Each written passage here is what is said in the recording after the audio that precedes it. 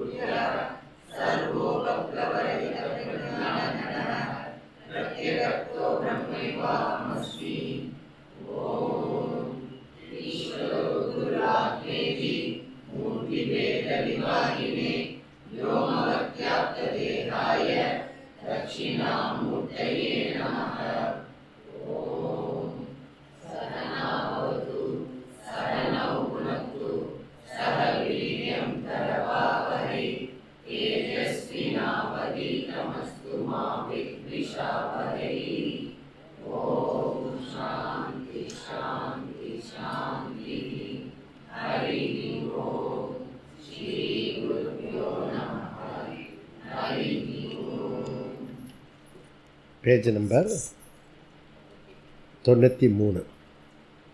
உத்க்ராந்தி கத்யாகதீனாம் ஸ்வாத்மனாச்ச உத்தரயோஹோ நானுஹு அதஸ்ருதேஹே இதி சேன்ன இதராதிகாராத் நானுஹு அதித்ருஷ்டே இதி சேத் ந இதராதிகாராத் அவிரோதஹ சந்தனவத் அவஸ்திதி வைசேஷ்யாத் இதி சேன்ன அப்யுபகாமாத் ஹ்ருதிஹி குணாத்வா லோகவத் வ்யதிரேகா கந்தவத் ததா ச தர்ஷயதி பிரதக உபதேசாத்.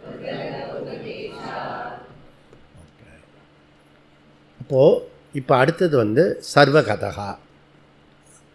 இப்போ ஜீவாத்மா பரிணாம விசாரகா, ஜீவாத்மா பரிமாண விசாரகா. பரிணாமன்னா வேற ஆயிடும். பரிமாணம், பரிமாணம்னா அளவு. அளவுடையது எதுவோ அது அழியக்கூடியது. எதெல்லாம் அளவுடையதோ அது அழியிடும்.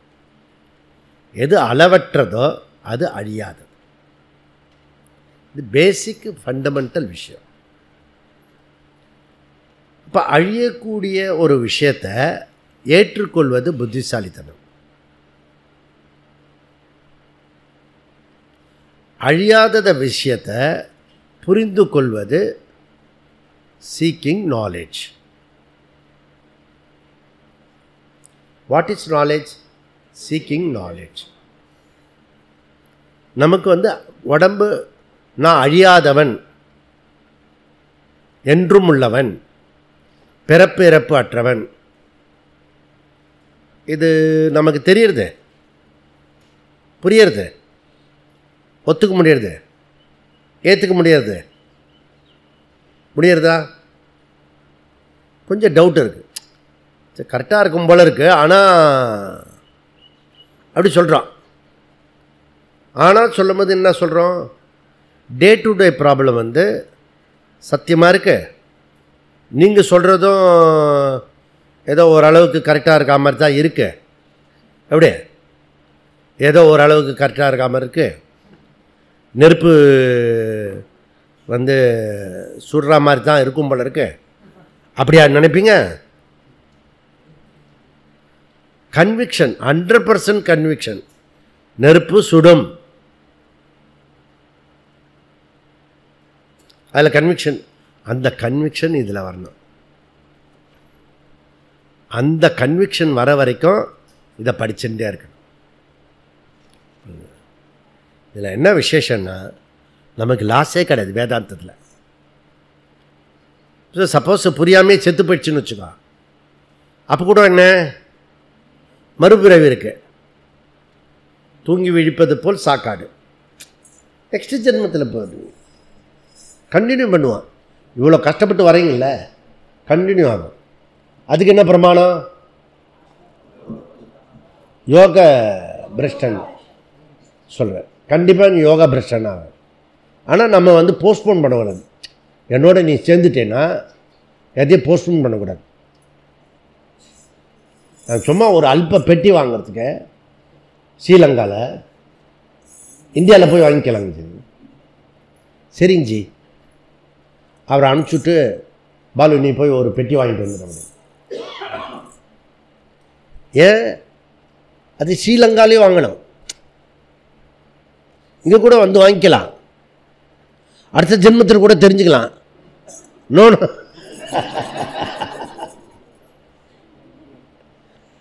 இப்போ நமக்கு புத்தி கித்தி எல்லாம் கரெக்டாக இருக்கிறது. அப்புறம் கேட்டு பழக்கம் வேற இருக்கு. அப்போ முடிச்சிடணும், ஃபினிஷ் பண்ணிடணும். சில படத்தெல்லாம் இப்படி காட்டுவான், கதம். இப்போ முடிச்சிடணும். என்ன பண்ணணும் சாமி? பரீட்சலோகான் கர்மச்சிதான் பிராமணகா நிர்வேத மாயா. அவர் எங்கெல்லாம் கூப்பிட்றாரோ, அவர் நம்ம இடத்துக்கு அவரை கூப்பிடக்கூடாது. அவர் இருக்கிற இடத்துக்கு நம்ம போனோம். புரியுதா? அப்போ என்ன ஆகும்? அழைக்காதே மணாலனை மங்கேன் பாக்கிய வரும். அவன் மச்சகந்தி, இவன் மனுஷ ரூபத்தில் இருப்பான். அந்த ஊரில் சில இது ப்ரொசீஜர் இருக்கும், புரோட்டோக்கால் இருக்கும். டக்குன்னு வந்துட முடியாது மேலே. இவன் பீன்னு ஊதுவான். அதை ஊதணும்னு அவன் வரணும். ப்ளீஸ் கண்ட நேரத்தில் ஊதாதீங்க. இதெல்லாம் நீங்கள் ரசிச்சிங்களா? போல அந்த படம் பார்த்தீங்களா தெரியல. ரொம்ப அருமையான பாட்டு. நான் அப்போவே கருத்தோட, அந்த கதையோட, அந்த விஷயத்தோட, சும்மா அப்படி இப்பெல்லாம் பார்க்குறது இல்லை. இது சும்மா போய் வேணாது, காசு கொடுத்து அதுவும் 4 பக்கம் வேறு சாத்து போடுவான், கார்பன் டை ஆக்சைடு இருக்கும். அப்படிலாம் தியாகம் பண்ணி பார்க்குற படத்தை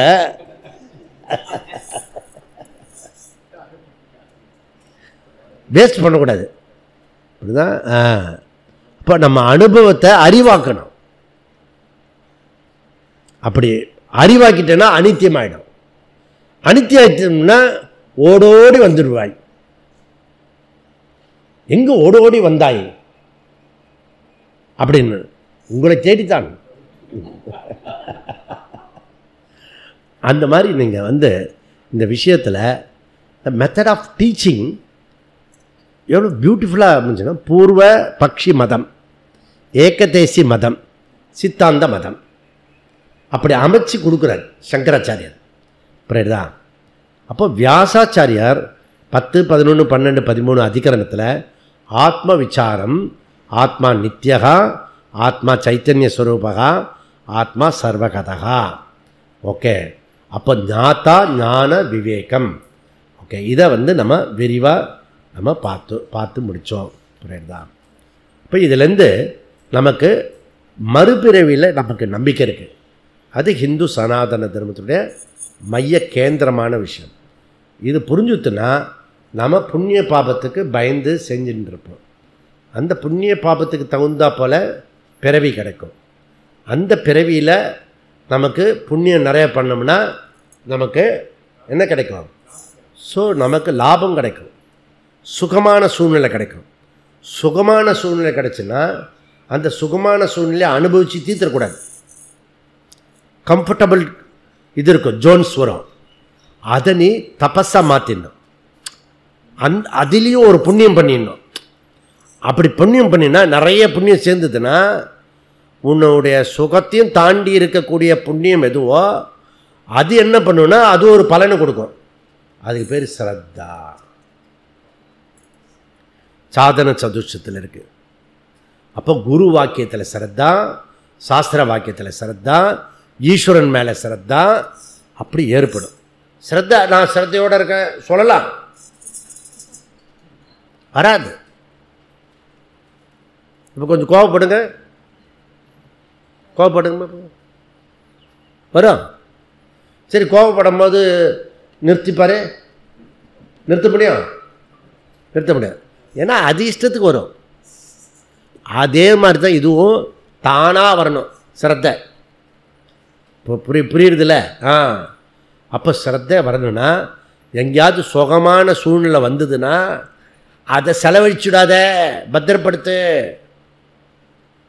என்கிட்ட ஒருத்தி சொன்னேன், நீங்கள் சந்தோஷம் இதுவாக கம்ஃபர்டபுளாக இருந்தே பார்த்ததே இல்லைன்னு. எப்படி போய் கம்ஃபர்டபுளாக இருப்பேன்? நான் தான் அடுத்ததுக்கு போயிடுறேண்ணே.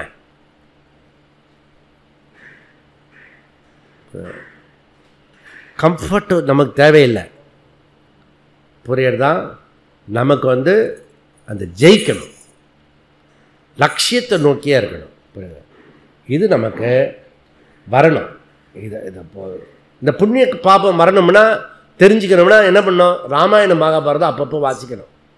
அட்லீஸ்ட் நாம் ஒரு 9 கிளாஸ் ராமாயணமோ 24 கிளாஸை இதுவும் எடுத்துருக்கோம் மகாபாரதம். அதை போட்டு கேட்கணும். சும்மா ஒரு லைட்டாக இருக்கும்போது இல்லை, நீங்கள் கொஞ்சம் ஹெவியாக இருக்கும்போது அதை கேட்கணும். நீங்கள் இன்ட்ரெஸ்டாக இருக்கும்போது அப்ரோக்ஷ அனுபூதி அதெல்லாம் போட்டு கேட்கணும். அந்த மூடுக்கு தகுந்தா போல் கிளாஸ் கேட்கணும். ஆனால் 3 கிளாஸ் கம்பல்சரியாக கேட்கணும். கிளாஸை கேட்டோம், லைஃப் பொழைச்சது. கிளாஸ் கேட்கலைன்னா வந்த பிறவி வீண் பிறவியாக ஆகிடும். என்ன புரிஞ்சுக்கோ, நீ என்ன பண்ணுறையோ என்ன பண்ணலையோ, புரியுறதோ புரியலையோ, கிளாஸை மாத்திரம் விட்டுவிடாது, அதையே கேளு. நான் சில கிளாஸெல்லாம் 100 தடவை கேட்டிருக்கேன் நான் புரியறதுக்காக. இப்படி உட்காந்துருக்கேன்னா அப்படி தானாலாம் இல்லை, நிறைய பாடுபடணும், உழைக்கணும். அதனால் சரீரம் வேறு, ஜீவாத்மா வேறு. சரீரம் பிறப்பு உடையது. ஜீவாத்மா ட்ராவலர், இன்டர்னல் அண்ட் எக்ஸ்டர்னல். ஜீவாத்மா ட்ராவல் பண்ணுறது இன்டர்னல் அண்டு எக்ஸ்டர்னல். இன்டர்னல் எப்படி? மூழ்கிக்கும்போது சென்சஸ் மூலியமாக ஜீவாத்மா ஒர்க் பண்ணுறான். தூங்கும்போது என்ன பண்ணுறான்? இந்த ஜீவாத்மா உள்ளே போய் மையத்தில் ஹிருதயத்தில் அடங்கிடுறான். அப்போ ஒர்க் பண்ணுறதில்ல. Internal journey. எக்ஸ்டர்னல் ஜர்னி என்னென்ன? சரீரத்தை விட்ட பிறகு இன்னொரு சரீரத்தை போய் லோன்னு சுற்றுவான். எப்பவுமே சுற்றிட்டு இருப்பான்னு வச்சுக்கேன். ட்ராவலர் ஜீவா, யாத்திரிகன். இப்போ எங்கே சுவாமி இருக்கீங்க? இப்போ புத்த விகாரத்தில் இருக்கேன். அப்புறம் சீதா இதில் வாட்டிக்காவில் இருக்கேன். ஓ, யாத்திரிக ஜீவா. என்னைக்கையா தான் நிறுத்த போகிறேன் யாத்திரைய. ஒரு இடத்துல அடங்கி உட்கார மாட்டியா அப்படின்னு இவர் கேட்டார் இல்லையா, சதாசிவ பிரம்மேந்திரன் குரு. அப்படி என்னை பார்த்து என் குரு கேட்டுட்டாருன்னு வச்சுக்கோ, சொம்மனே இருப்பேன். புரியுதா? சுவாமி பரமார்த்தானந்தா வந்து இனிமேல் சுத்தாத, நீ இங்கே உட்காரு அப்படின்ட்டாருன்னா உட்காந்துருவேன். நிஜமாக தான் கிளாஸில் சொல்கிறேன் பாரு, ரெக்கார்ட் ஆகிறது. புரியுது? ஏன் இதை சொல்கிறேன்?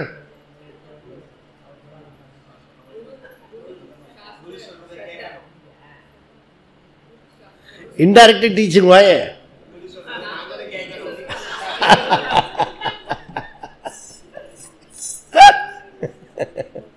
புரியுது? அப்போ ஜீவாத்மா டிராவல் இன்டர்னல், கோலகம் விட்டு கோலகம் போகிறது. அது புரியுதா? அந்த ஜீவாத்மா அணுபரிமாணம், அது ரொம்ப குட்டியாக இருக்கிறது, ஹிருதயத்துக்குள்ளே இருக்குது. இதெல்லாம் படித்தது. அது மட்டும் இல்லை, அது அணுவுக்கு அணுவாக இருக்கிறது.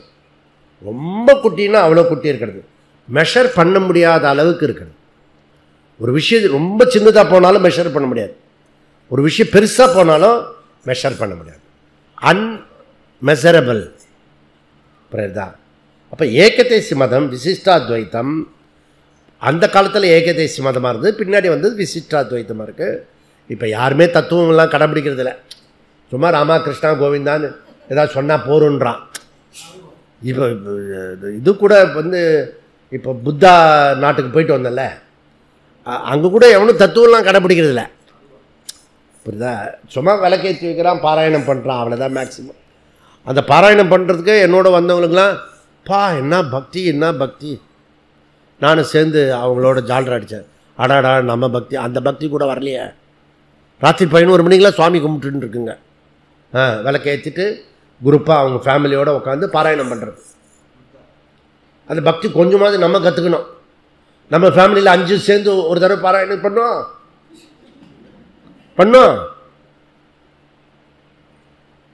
சீக்கிரம் முடிக்கிறியா? எப்போ சாப்பிட்றத? அவங்க பண்ணிகிட்டே இருக்காங்க. நாங்கள் 8-9 மணிக்கு போகணுமா, திருப்பி ரிட்டர்ன் வரும்போது 11 ஆச்சு.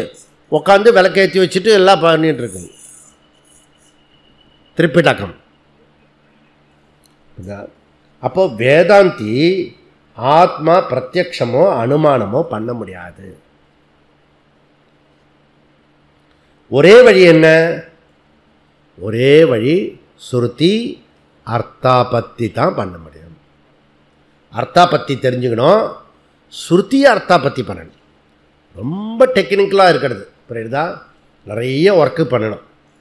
ஏகதேசி மதம் வந்து ஜீவாத்மா நித்யாக, பரமாத்மாவும் நித்யாக. அதனால் அவன் என்ன சொல்கிறான்னா, கடல் சத்தியம், அலை சத்தியம். ஆனால் அலையும் கடலும் ஒன்றுன்னு சொல்லாது. ஏன்னா அலை மூவ் ஆகிட்டே இருக்கிறது, கடல் மூவ் ஆகிறதுல. அப்படி புரிஞ்சுக்கணும். நீ போய் பெரிய அலை வந்து சமுத்திரமா? உன்னால் இங்கே இருந்தால் அங்கே இருக்க முடியாது. அப்புறம் ஒரு கஷ்டம் வந்தால் லோன்னு கத்துற. புரியுதா? நீ பரமாத்மாவை நீ அப்படிலாம் கேட்பான். அவன் கேட்கும்போது நமக்கு கரெக்டாக இருக்கிற மாதிரி இருக்கும். ஐயோ, அதிக பிரச்சனை தானமாக நம்ம பேசி அதுலேருந்து கஷ்டம் வந்துட்டு போகுதுன்னு. எப்படி ஏற்கனவே கஷ்டத்தில் இருக்கும், இப்படி தப்பாக பேசி எங்கேயாவது மாட்டின்னு கடவுள் சாபம் கொடுத்துட்டாருன்னா, சீதா சாபம் கொடுத்துட்டாலாம் ஸ்ரீலங்காவுக்கு. அதனால தான் ஏழ்மைக்கு போயிட்டாங்களாம். அப்படிலாம் பண்ண மாட்டாங்க. இங்கே சீதா அம்மா கஷ்டப்படுத்தினாங்க இல்லையா, அந்த கஷ்டம் வந்து சமஷ்டி கஷ்டமாயிடுச்சு. அந்த அம்மா சாபம் நம்மளை மாதிரியே சாபம் விட்டா அப்புறம் சீதான்னு சொல்கிறதுக்கு இது பேர் இருக்காது. அதனால தான் பெரியவங்களை வந்து இது பண்ணுவாங்க. அதனால தான் விராட பருவத்தில் தூக்கி அடிப்பான் அந்த ராஜா, தர்மராஜாவை, ரத்த கொட்டும். திரௌபதி வந்து போய் அதை பிடிச்சிடுவாத கீழே சொட்டாமல் பார்த்துட்டீங்க. ஏன்னா அந்த ரத்தம் சொட்டுச்சுன்னா அந்த ராஜ்யத்துக்கு ஆபத்தாயிடும். நமக்கு அடைக்கலம் கொடுத்த ராஜா, அந்த ராஜ்யம் சீனமாகக்கூடாது. அப்படி திரௌபதி,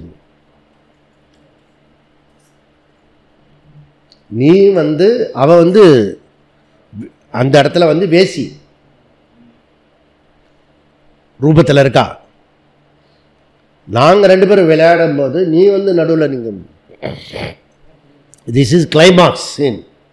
இப்போ தான் அவங்க அம்மா அவங்க பையன் ஓடி வருவான், அப்பா அப்பா அப்பா நீ யாரோட சண்டை போடுற, நீ அது யாரு தெரியுமா, இது யாரு தெரியுமா, இவர் அஸ்தினாபுரத்து ராஜா தர்மபுத்திரர். உடனே சீனே மாறிடும். அது வரைக்கும் அவனை வேலைக்காரனாக பார்த்தா, இவ்வளோ வேலைக்காரியாக பார்த்த விராட ராஜனுக்கு இப்போ எப்படி தெரிஞ்ச சாம்ராட் அவரு.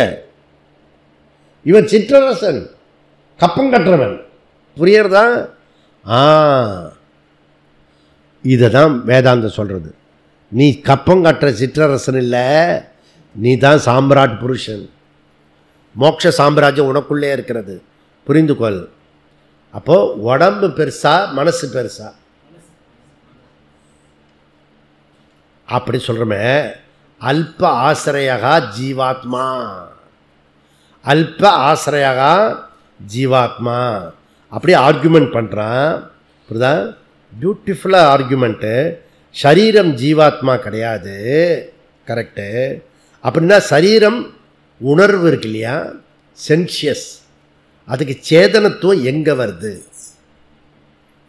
அப்போ அவன் ஒரு ஐடியா சொல்கிறான், அல்ப ஆசிரயகா வியாபிக்காரியம்.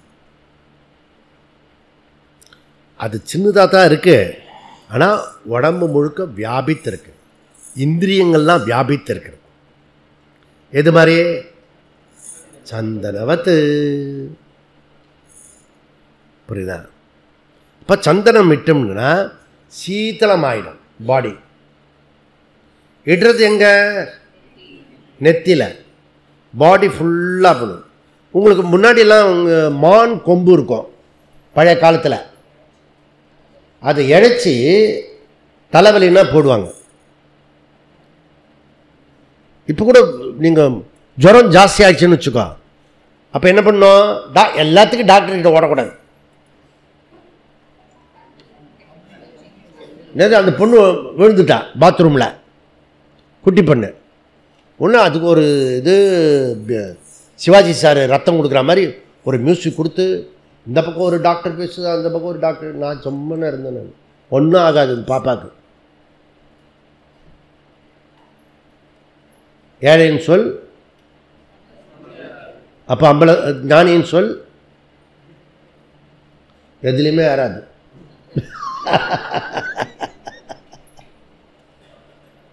நல்லா இருக்கு.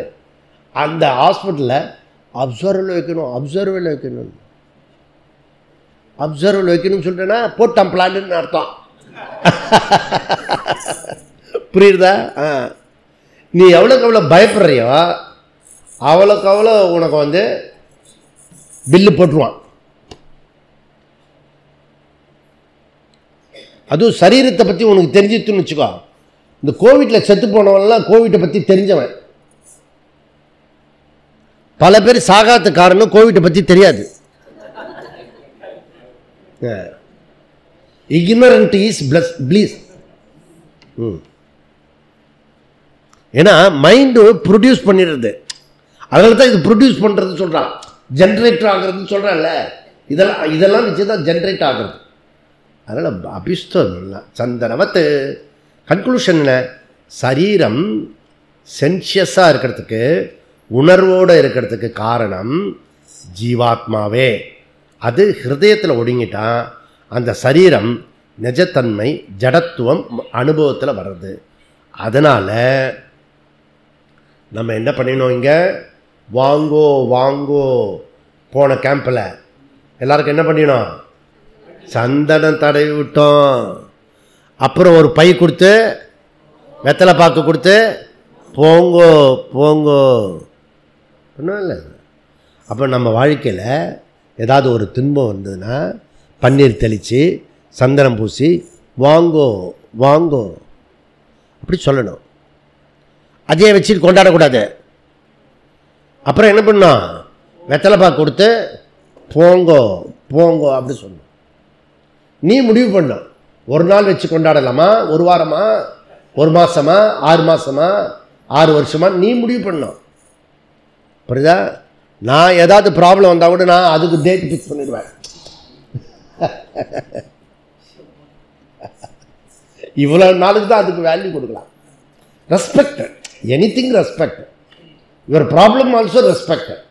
ஆனால் ஒரு டயத்துக்கு மேலே வச்சுக்கூடாது. எல்லாத்துக்கும் வாரண்டி இருக்கு. புரியுதா? நீங்கள் புரிஞ்சுக்கணும். அதனால் அனுபவ விரோதகா அபாவகா சந்தனவத்து. அதெல்லாம் அனுபவத்தில் பிரச்சனை கிடையாது, சந்தனம் மாதிரி இருக்கலாம் அப்படின்னு. அடுத்த சூத்திரம் என்ன? அவஸ்திதி வைசேஷ்யா இது சேன்ன அப்யுபகமாத் கிருதிஹி. 24வது சூத்திரம். ஸ்ருணு 19லேருந்து 28 வரைக்கும் என்ன மதத்தை சார்ந்தது சூத்திரம்?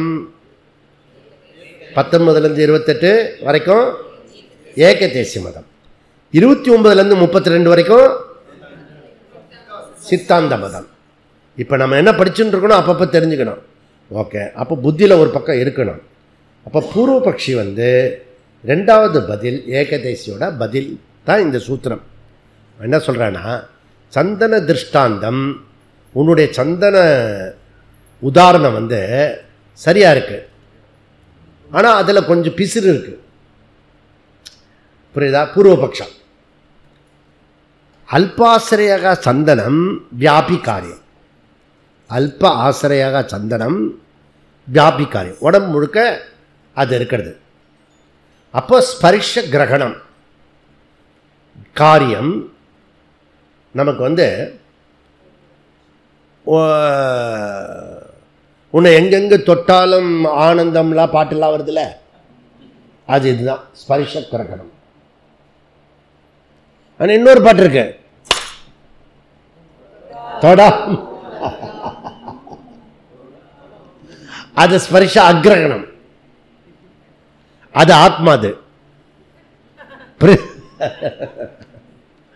அப்போ இவன் என்ன சொல்றான், பூர்வபக்ஷி, இங்க பாரு, சந்தனவத்து ஒரு இடத்துல ஆச்சரியமா இருந்து வியாபிக்காரின்னு சொல்றிய, ஸ்பர்ஷ கிரகணம் கூட அது எல்லா இடத்துலையும் வியாபிக்கிறதுக்கு இருக்கிறது அப்படி சொல்லு. அப்போ ஸ்பர்ஷ கிரகணம் வியாபிக்காரியம். எது? தொக்கு இந்திரியம் ஆசிரியாக. தொக்கு இந்திரிய ஆசிரியத்தில் இருக்கிற இந்த விஷயம் நம்ம இப்படி இருந்தால் கூட, யாராவது சுண்டு வரல தொட்டால் கூட நமக்கு அப்படியே திரும்பி பார்ப்போம். சில பேர் போட்டு மெதிச்சா கூட தெரியாது, அந்த ஜென்மத்தில் சொல்லலை, டக்குன்னு தெரியும். புரியுதா? அப்படி. இப்போ நம்ம கன்க்ளூஷன் என்னன்னா, வியாபி ஆசிரியம் கூட வியாபி காரியம் ஆக முடியும். வியாபி ஆசிரியம் கூட வியாபி காரியம் ஆக முடியும்.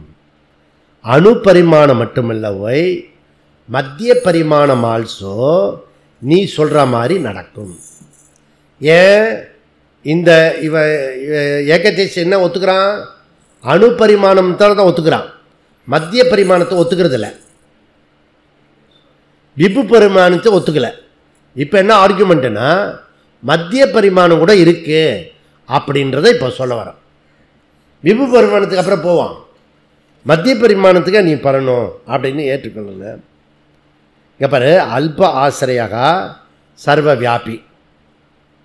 சின்ன சந்தனம் உடம்பு முழுக்க குளிர்ச்சியை உண்டாக்குறதுன்னு சொல்கிற சந்தனவத்து உன்னுடைய இது மாதிரி வியாபி ஆசிரியம் கூட, அதாவது எல்லா இடத்துலையும் வியாபித்திருக்கிற ஒரு விஷயம் கூட அது கூட எல்லா இடத்துலையும் உணரும்.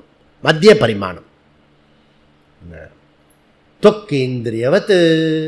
நீ சந்திரவத்து சொன்னல, நான் சொல்கிறேன் தொக்கு இந்திரியவத்து. பூர்வபக்ஷே. யாருக்கு பூர்வபக்ஷே? ஏகதேசிக்கு பூர்வபக்ஷி. பூர்வபக்ஷி சொன்னோடனே அத்வைத்துக்கு தான் பூர்வபக்ஷி அப்படி சொல்லக்கூடாது. இந்த இடத்துல ஏகதேசிக்கு பூர்வபக்ஷி. தர்க்க சாஸ்திரத்தில் என்ன சொல்கிறதுனா, இதை அப்பிரயோஜகம் அப்பிரயோஜகம் பிரயோஜகம் அப்பிரயோஜகம் எத்திர எத்திர வியாபி காரியம் நலபர் வியாப்தி. இது எத்திர எத்திர வியாபி காரியம் தத்திர தத்திர அல்ப ஆசிரியம். நீ அப்படி சொல்கிற, நான் சொல்கிறது இது பொருந்தாது. எத்திர எத்திர வியாபி காரியம் தத்திர தத்திர வியாபி ஆசிரியம் கூட முடியும். நம்ம பாடியில் எல்லா இடத்துலையும் உணர்வு இருக்குது, புரியுதா? அப்போ எல்லா இடத்துலையும் ஆசிரியம். ஆசிரியம்னா டிபெண்ட், சார்ந்து இருக்கிறது, புரியுதா? அப்போ உணர்வு சரீரம் முழுவதும் இருக்கு. கேள்வி என்னவென்றால், உனது சந்தன உதாரணம் எடுபடாது ஓய். காரணம் என்னன்னா, அல்ப ஆசிரியம் சந்தனவத்து மாதிரி வியாபி ஆசிரியம் ஆல்சோ தொக்கு இந்திரியவத்து அப்படி சொல்லலாம். கன்க்ளூஷன் என்னன்னா, திருஷ்டாந்தம் ஜீவாத்மா அணுகு அல்லது வியாபி அப்படின்னு நீ நிரூபிக்க முடியாது ஓய். சந்தனத்தை வச்சு அந்த அணு ஜீவாத்மா தான் இது உணர்வை கொடுக்கறது அப்படின்னு உன்னால் சொல்ல முடியாது. ஏன்? தொக்கு இந்திரியவத்து அப்படின்னு சொல்கிறார்.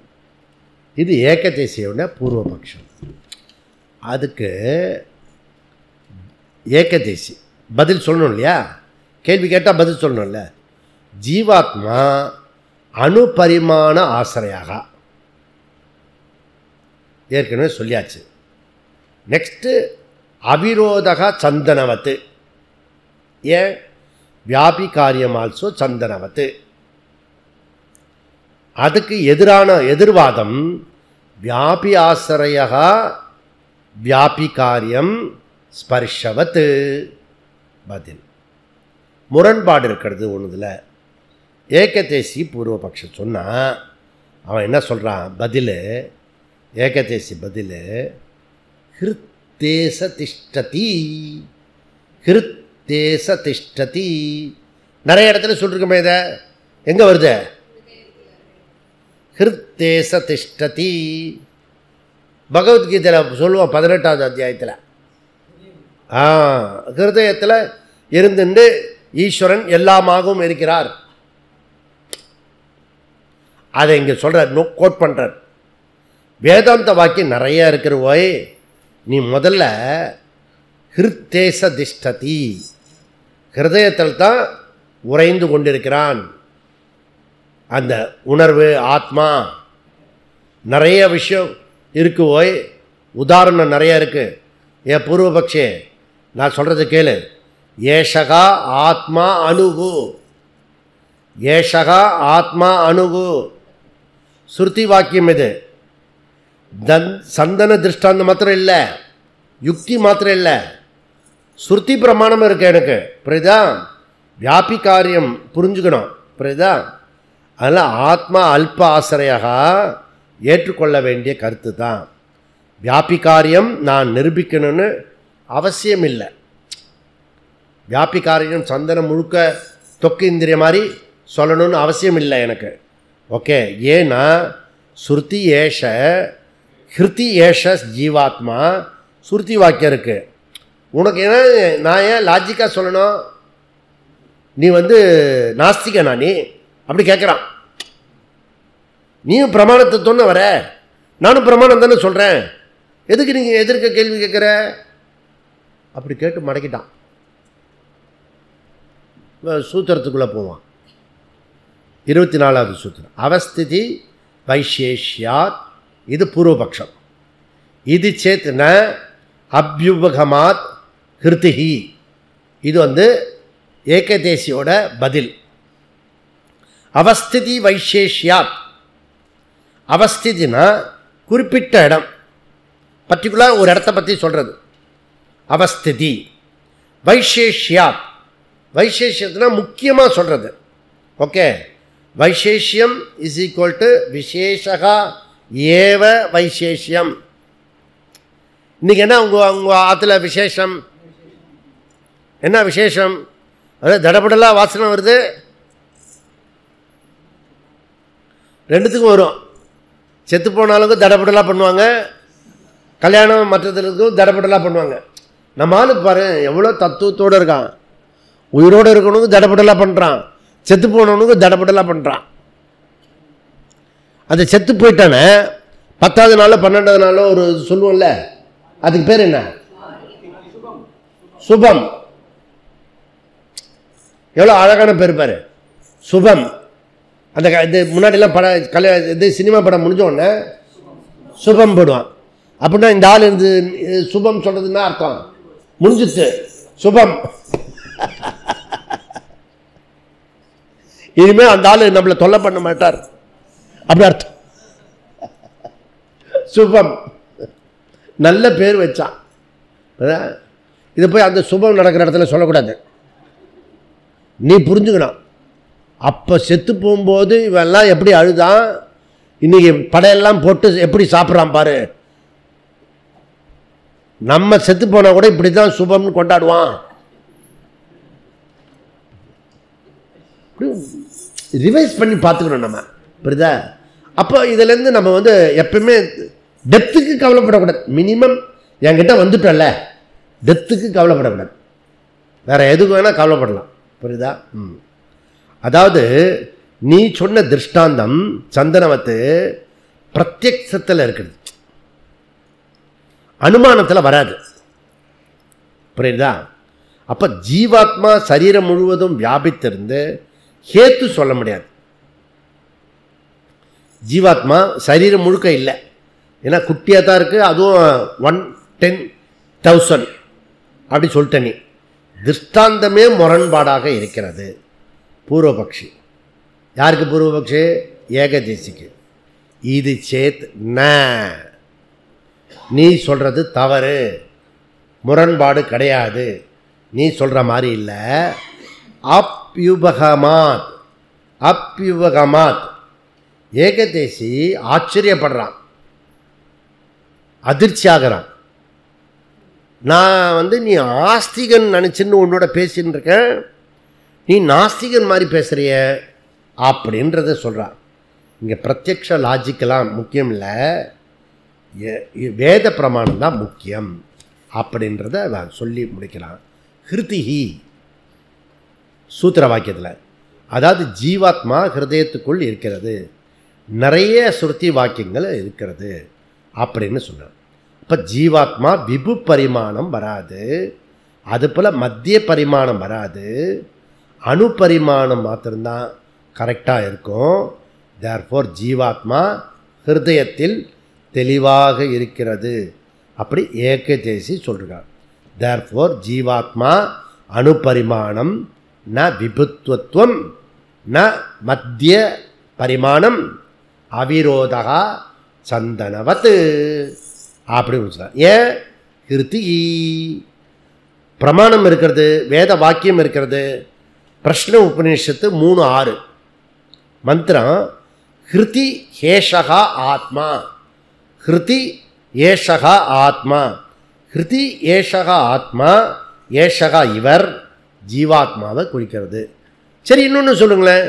பிருகதாரண்ய உபநிஷத்து 4:3-7 யோயம் விஜானமயா பிராணேஷு ஹிருத்யந்தர்ஜோதி புருஷா, ஹிருத்தந்தர்ஜோதிகி புருஷா. புருஷனா ஜீவாத்மா, ஹிருத்தினா ஹிருதயத்தில், ஜீவாத்மா ஹிருதயத்தில் ஸ்புரிக்கின்றது. தேர்ஃபோர் ஜீவாத்மா அல்ப ஆசிரயா அண்ட் வியாபிகாரியம், தேர்ஃபோர் அவிரோதா சந்தனவத்து. அதனால் ஜீவாத்மா ஹிருதயத்தினுடைய இருப்பிடமாக அணு பரிமாணமாக இருந்தாலும் முழு சரீரமும் அது வியாபித்திருக்கும். கன்க்ளூஷன் என்ன? அப்படி நம்ம என்ன சொல்கிறோம்னா, பிரகலாதன் வந்து இரண்யகசிபு கேட்குறான், உன் ஹரி எங்கே இருக்கான்? அவன் எங்கும் இருக்கிறான், அவன் எல்லாமாகவும் இருக்கிறான், எல்லா வியாபித்தும் இருக்கிறான். தூணில் இருக்கானா? தூணிலும் இருக்கிறான், உன்னிலும் இருக்கிறான், என்னிலும் இருக்கிறான், விண்ணிலும் இருக்கிறான், மண்ணிலும் இருக்கிறான். வளவளான்னு பேசாத. தூணில் இருக்கானா இல்லையா? தூணிலும் இருக்கிறான்ப்பா. அடிச்சாங்க எப்படி வந்தது? சங்கு சக்கரதாரியா வந்தது.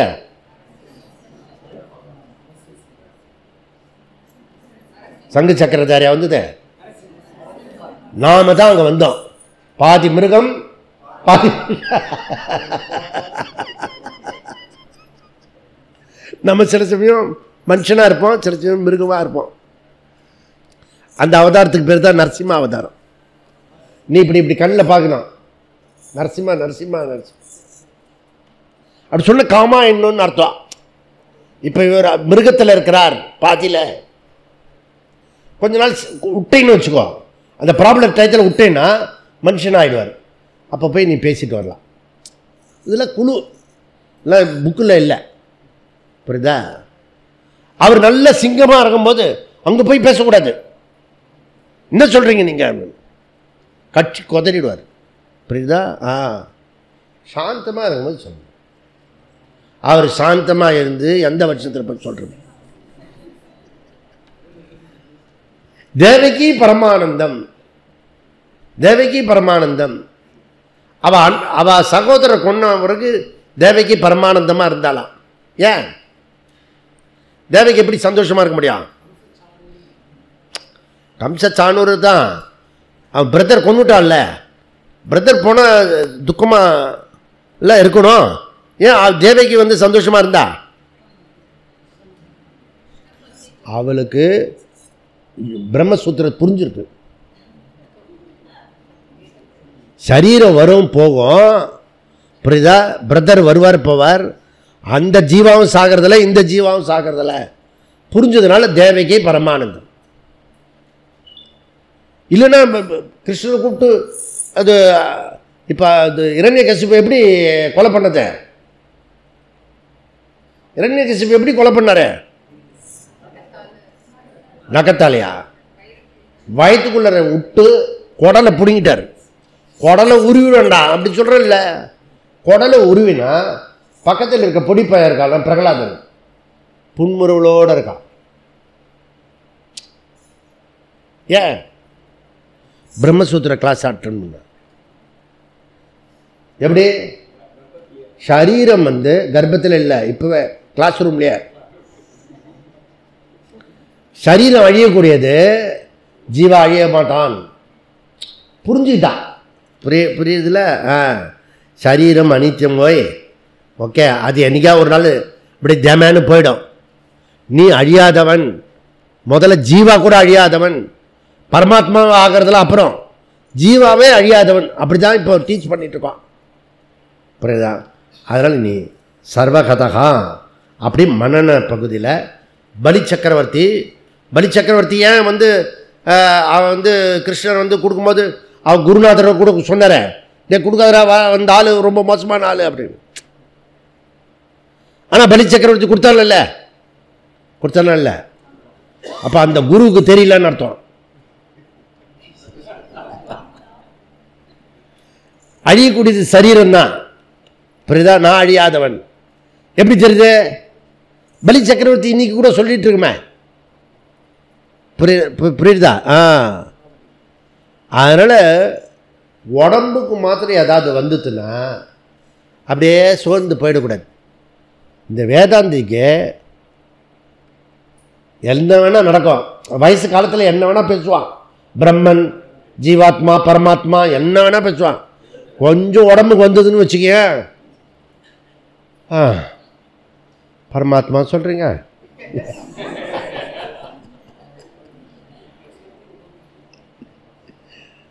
நம்ம சிவானந்த மகாராஜ் சொன்னார், அவர் சாதனை பண்ணுறதுக்காக இமாலயத்தில் போனார், தனியாக இருக்கார். என்ன ஆனாலும் செத்து போனாலும் அங்கே தான் இருக்கிறது முடிவு பண்ணு. அவர் தியானத்தில் என்ன வந்துதான்னா, இப்போ என்னென்ன உடம்புக்கு வியாதி வந்திருக்கோ, லூஸ் மோஷன், தலைவலி, வயிற்று வலி எல்லாம் இருக்கும்ல, அந்த ஐஸில் போய் நீ நின்றுப்பார், ஒரு நாளாவது நின்றுப்பார். இப்போ பத்ரிநாத் கூட்டிகிட்டு போகிறேன்ல, ஒரு நாள் நான் அங்கே இருக்க தங்குறேன் உனக்காக, நீ அந்த ஐஸில் போய் நடந்து போயிட்டு வா, என்னென்னமோ ஆகும். புரியுறதா? அவருக்கு இந்த மாத்திரை போட்டுட்டா சரியாகும், இந்த மாத்திரை போட்டுட்டா சரியாகும். அதுதான் தியானம் வந்து தான் சம்ஸ்காரம். புரியுறதா? அதனால் மினிமம் இந்த உடம்பை பற்றி கவலைப்படக்கூடாது. ஏன்? அது மாறுதலுக்கு உட்பட்டது. புரியுதா? ஆனால் ஜீவா யாரு? நித்யஹா. நித்யஹா. செகண்டு சைத்தன்ய ஸ்வரூபா. 3 சர்வகதகா. இது பரமாத்மா ஜீவாத்மா சொல்றதா? ஜீவாத்மா. ஏன் இன்டைரக்டா சொல்றாரு?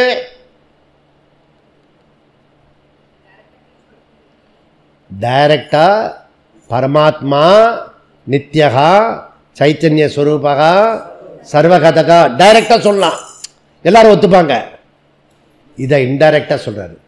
இந்த இன்டைரக்டா சொல்றதுனால அந்த ஜகத்காரணம் பிரம்மன்றது அது ஏக விஜான சர்வ விஜானம் பவதி, அந்த பிரதிஜாவை சொல்லி அதுலேருந்து நித்யகா சர்வகதகா சைத்தன்ய ஸ்வரூபகா சொல்லி அதனால ஜீவ பிரம்ம ஐக்கியம். அப்படி இந்த மாதிரி ரூட்டில் போனால் தான் ஜீவாத்மா பரமாத்மா ஐக்கியம் உண்டாகும், இல்லைன்னா ஆகாது நமக்கு. அப்படி சொல்லி நம்ம இந்த மகா வாக்கியத்தை கடைசி நாளில் போய் 4 சூத்திரத்தில் சொன்னால் இப்போவே நமக்கு தப்பாயிடும். அதை நடுநடுவில் 4 சூத்திரத்தையும் சேர்த்து சொல்கிறீங்க. அப்போ தான் நம்ம கரெக்டாக நம்ம ட்ராவல் பண்ணுறதுக்கு ஈஸியாக இருக்கும். மீதி என்ன? நாளைக்கு ஆத்ம ஞான சாஸ்திர வித்யாபீடத்தில் இப்போ பெருமாளை கும்பிட்டுட்டு அவர் எனக்கு புரிகிற மாதிரி சொல்லிட்டோன்னு பிரார்த்தனை பண்ணிக்கோங்க. ஓம் பூர்ணமத பூர்ணமிதம் பூர்ணமுதச்யதே பூர்ணஸ்ய பூர்ணமாத் பூர்ணமேவாவசிஷ்யதே. ஓம் சாந்தி சாந்தி. ஹரி ஓம். ஸ்ரீ குருப்யோ நமः. ஹரி.